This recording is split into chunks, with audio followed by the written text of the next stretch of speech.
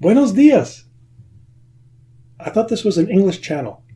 Don't worry, it is.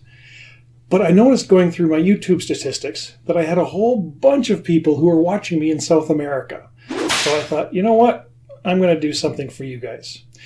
So this video is specifically about English pronunciation problems for Spanish speakers. The next thing that I usually say at the end of the video. I'm not sure if people are always watching the very last little bit, so I'm going to say it now. When you're done here, there are free interactive exercises on my website, topshelfenglish.com. So if you go there, you'll be able to, there's more videos, there's recordings, and there's also a chance for you to speak, and the computer can tell you if it understands you. And there's also some exercises also have recordings where you can record yourself and you can listen to me and then listen to yourself. Okay, so there's a lot of work making those things. So it'd be nice if you went and took a look. Okay, and obviously I think it'll help you too. Okay, let's get started.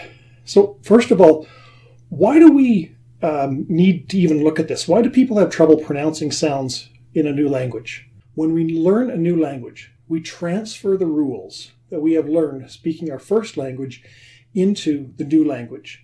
Linguists call this L1 interference, your first language, your L1.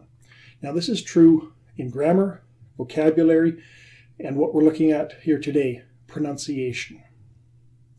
You have to train your ears and your mouth to hear and to produce new sounds. The assumption, the main idea here, is that once you know what your specific problems are, it's easier to fix them. Okay? So just before we get started, a couple of things you should know. First of all, I am aware there are many varieties of Spanish. There's many different ways and different accents to speak Spanish. I know that. The problems that we're going to look at here are common to most or all Spanish speakers, and actually a lot of Portuguese speakers as well. The next thing, I don't speak Spanish, but I have taught more than a few Spanish speakers, and I also did some research. So you can trust me. So this video will cover all of these things. So V versus B, word initial aspiration, which is, I'll tell you later. When P and T and K come at the beginning of a word, Sh and Ch, Y and J, and S and Z. I'm going to make another video when this one is done, and it's going to cover these areas as well. So watch this first video, and then go watch the next video. Okay, let's get started. So first of all, V versus B. So the letter V exists in Spanish, but the sound V does not. So I can understand why this would be confusing. We see a letter that we've always seen, but now we have to make that sound differently. In word initial and word final position, so at the beginning and the end of the word, B is often substituted. And I know I can picture some of my Spanish-speaking students saying words and trying to make themselves say a V and a B keeps coming out.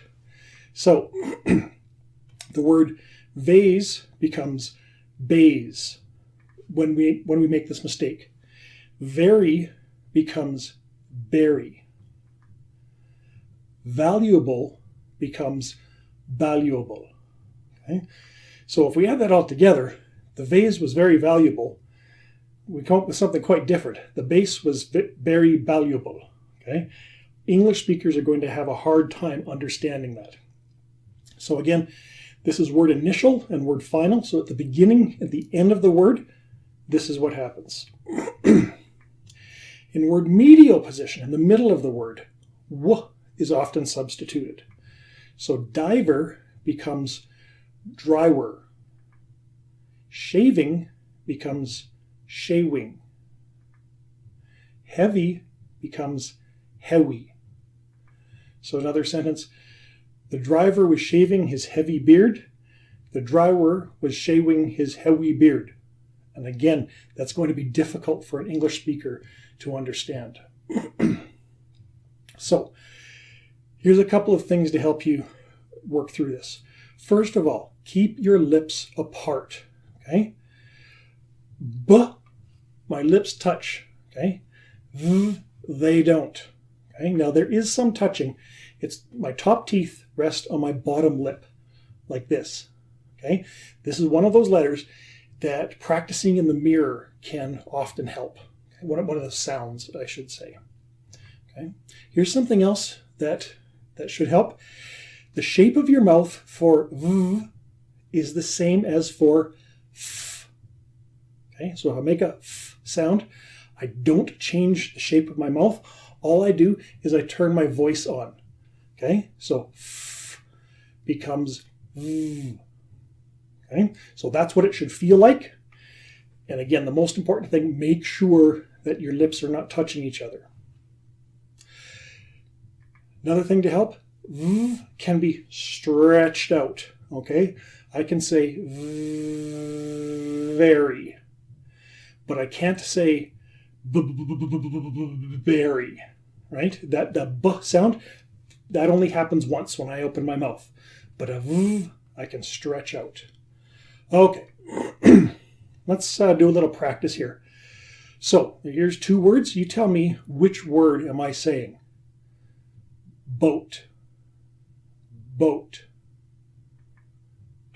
Yes, that was the one on the left.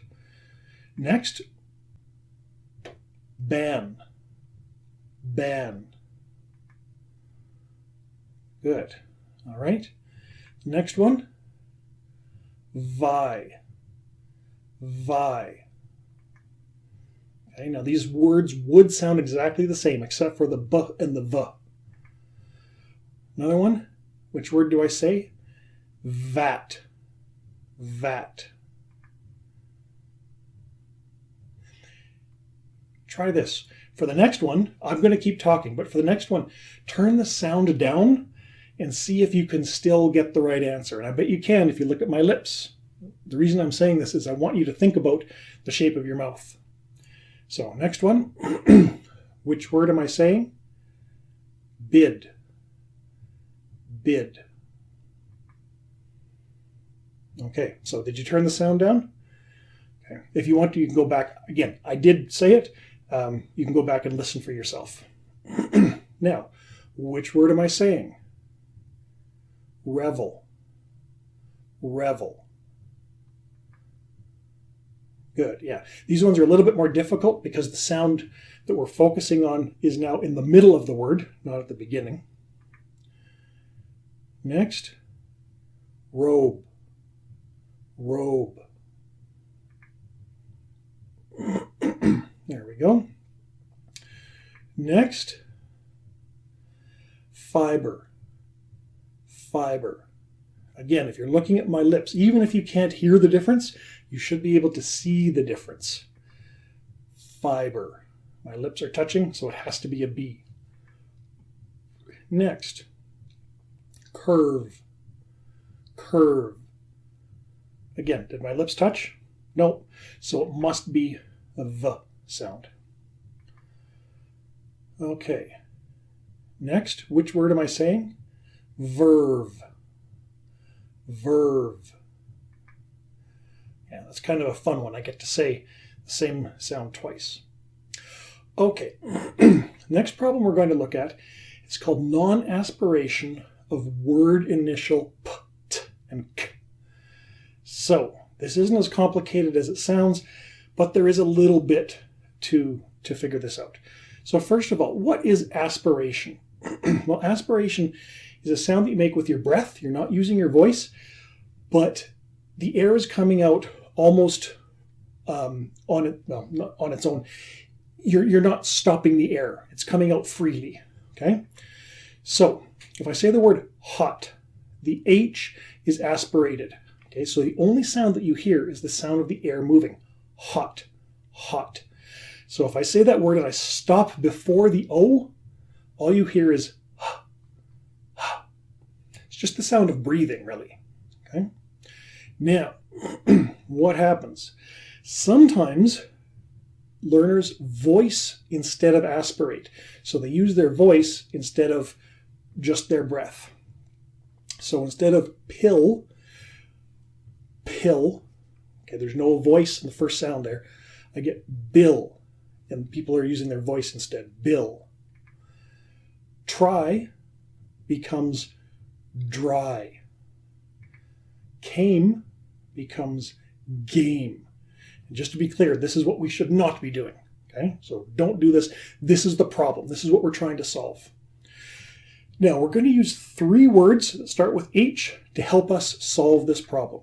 They are hot, high, and he. Okay? I'll tell you right now, I'm going to mess around with the spelling, but don't worry, I'll fix the spelling at the end. Right now, we're just thinking about the sounds. So, here I have the word hot, and there are my 3 sounds. You see here that the k, I've actually used a C there. Again, that's just because of the spelling. Okay, so watch what I do. I'm going to move this down here, and I'm going to say, now, it's PH, not PH. It's not a F sound. It's P, hot, P, hot. So I've got my aspiration, okay? I am aspirating. I've got it there after the P, P, hot, P, hot, okay? Pot, pot. Push those sounds together, and now it sounds the way that it should. So I'll put my hot back the way it was. I'm going to bring over the T. Now again, this is a T and an H, not a TH. I'm not making a th sound. Okay? So t, hot, hot, tot. Okay? Tot. Okay? And I'll put my word back, and here comes the next one. And again, it's a C and an H. It's not a ch. Okay? So caught, caught, caught. I'll move it down there. Caught. Now I'll put my H back where it was. So pot, you probably know that word taught, and caught, you might not know those words, but watch this. If I spell them differently, you probably do know these words. Taught, the past of teach, and caught, the past of catch. Taught, T-O-T, and caught, C-O-T, are also words, by the way. T-O-T, taught, is a word for a young child, and cot is like a small bed that you might keep in the closet, and then if somebody, a guest comes over and is going to stay the night, you might get the cot out and make it, and then you've got a small bed for your guest. Okay, we're going to do the same thing with this word high. So again, we're going to bring the letters in one by one. You can see here that the C is changed to a K. So, and again, it's not a F, okay? It's a high, high, high. All right, I'm going to cheat a little bit on the spelling, of course. I'll put that back. Next one, again, it's not a TH. Tie, tie, tie. And that becomes tie, to tie a knot. Next one, I'm going to bring this up. Kai, kai. Okay. Now, if you're thinking to yourself, that's not a word. No, you're right, it's not. But watch this. Oops, okay, I'll put high back. Now watch this. Kind, kind, kind. Okay, so we've still got that k at the beginning of the word. That's the problem we're working on. And we need to aspirate afterwards. One more. Here we go. Pea, pea, pea. Good. Everybody's favorite vegetable, pea.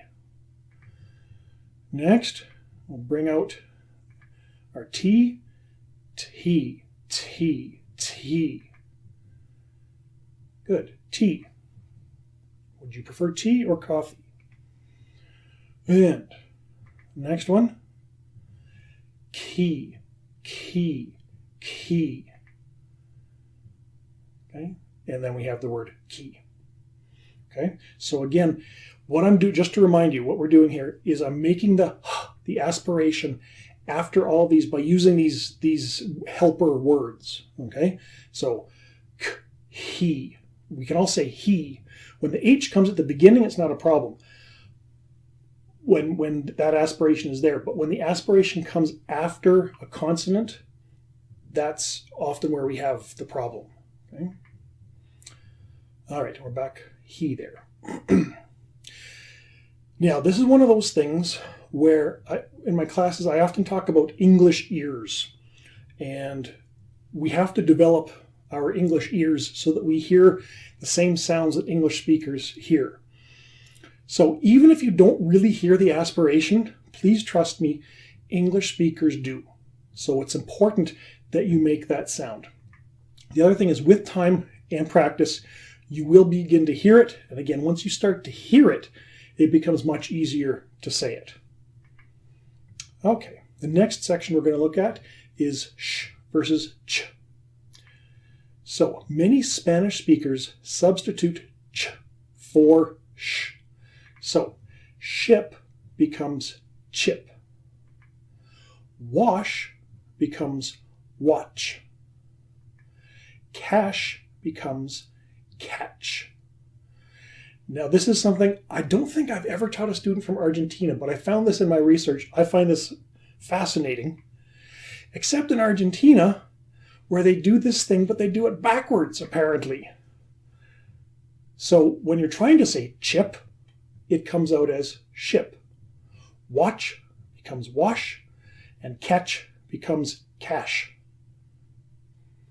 How one country does it the other differently from everybody else, I don't know. I read it several times, so I promise you I'm not making that up.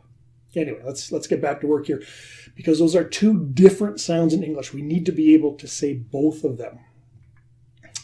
So to correct this problem, it's fairly easy. Simply exaggerate the sh sound. Ship. Show. Mash. So you take your potatoes and you mash potatoes, you crush them down. Okay, so it's just a matter of exaggerating it and getting used to saying it, and then of course you'll be able to say it more normally very soon. So let's play another game of which word am I saying? Share. There we go. Which word am I saying? Chop. Good. Which word am I saying? Shoes. Good. Which word am I saying? Cheese. Which word am I saying? Sheet. Careful. Make sure you don't make a mistake with the vowel. We'll talk about that later. Which word am I? Yeah, that's in the second video. Which word am I saying? Shows.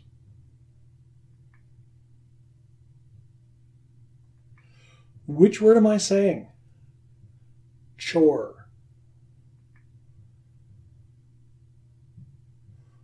Which word am I saying? Shin. Which word am I saying? Shoes. Which word am I saying? Bash. Good?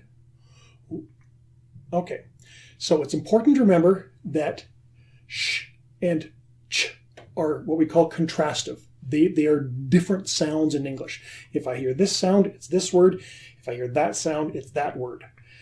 They're clearly different, okay, in English. So practice these sounds so you're saying what you mean and you're understanding what you hear. Okay.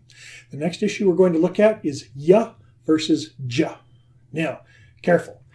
In Spanish, ya and ja are allophones. And what that means is the two sounds are interchangeable. So in one situation, when I say situation or environment, I mean in combination with other letters, I might say one, and in combination with different letters, I might say the other. But the different sounds don't change the meaning. But in English, those are two different sounds. Okay, so we have to learn a difference in English that isn't a difference in Spanish. Okay, in other words, in English, these sounds are contrastive. These sounds change the meanings of words. Okay, so in English, yam is different from jam. Year is different from jeer. I can imagine in my ear, I can hear some of my Spanish-speaking students saying jeer when they mean year. Yak is different from jack. Okay? All right, to fix this problem, exaggerate the y. So this is the similar technique to what we did before. Yes.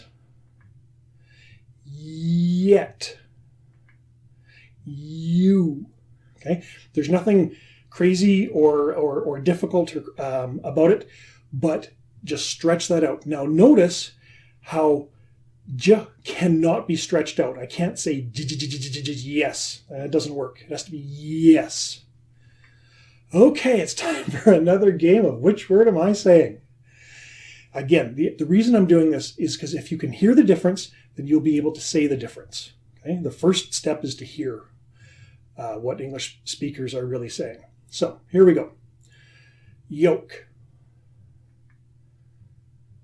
And while we're here, I'm going to point out that L is silent. It's not yolk, it's yoke. Sorry about that. It's just the way it is. Okay, next, juice. I forgot to ask you which word I was saying. This is another one I can imagine, I can hear in my head. I can hear some of my, not all, but some of my former Spanish-speaking students saying juice. I juice a red pen. No, you use a red pen. You drink juice. Next, which word am I saying? Jaw. Okay. Which word am I saying? Yob. Good. Which word am I saying? Yule. Good. Okay, let's move on to the next problem. S versus z. Okay. Like English, Spanish uses both of these sounds, but Spanish has different rules as to when we use them. Okay? So in Spanish, z is pronounced only before voiced consonants. Okay? So zoo, then, if we have this problem, we would pronounce su, because that's voiced, but it's not a consonant. Okay? So zoo becomes su. Amazing becomes amazing. Okay, there isn't a voiced consonant, so your Spanish brain tells you, okay, don't make a z sound, make a s sound, but that's not right. It should be amazing. Now, sorry again about this. In English, the letter S can make either sound. So aspire, aspire, and then here I have an S, but it sounds like a Z. Thursday, Thursday, Thursday. It's clearly a Z sound. So the letter S can make either sound in English. So to fix this problem, again, stretch out the sound. Okay? If you feel your throat vibrating, you're saying Z, because this is voiced. Okay? I have a whole other video on my website about the difference between S and Z, how one is voiced and the other is not. If you can't feel your throat vibrating, you're saying S. Okay? So again, just watch this. Zzz. You hear what when I tap my throat, it changes the sound that's coming out. Now I'm going to make the other sound S, and it doesn't affect it because I'm not using my voice. I remember the first time in one of my very first, well, I guess it was my very first linguistics class, the instructor did that, and I thought, A, you look like an idiot, and B, that is so cool, because I'd spoken language, in this case English, my whole life, but I never realized that there was that difference. I find linguistics, the study of language, absolutely fascinating. So, should I feel my throat vibrating when I say that word? Yes, I should. Zoo. Okay. Time for another game. Another game. Another game of which word am I saying? Sip.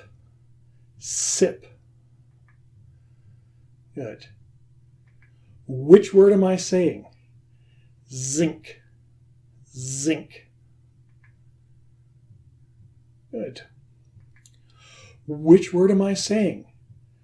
Buzz. Buzz. Good. Which word am I saying? His. In case you're wondering, the other word I would say hiss. So the other word is the sound that a snake makes. Yes? The snake was hissing. Okay. So for that one, though, I would leave my voice off. Which word am I saying? False.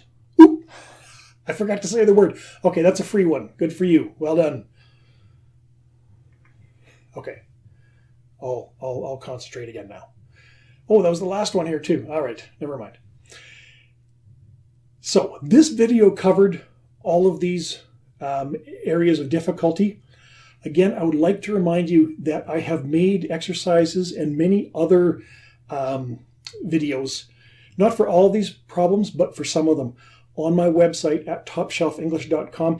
If you're watching this on YouTube, which I imagine most of you are, take a look. I will put a link directly to the page with these exercises. Okay.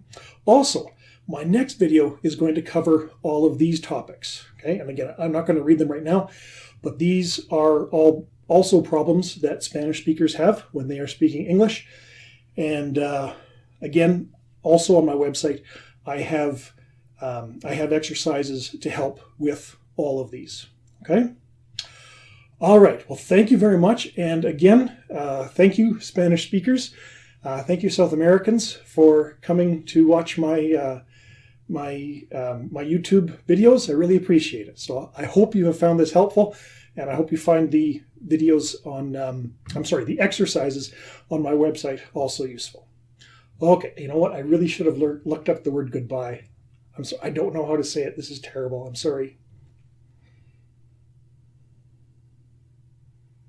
Adios. Jeez.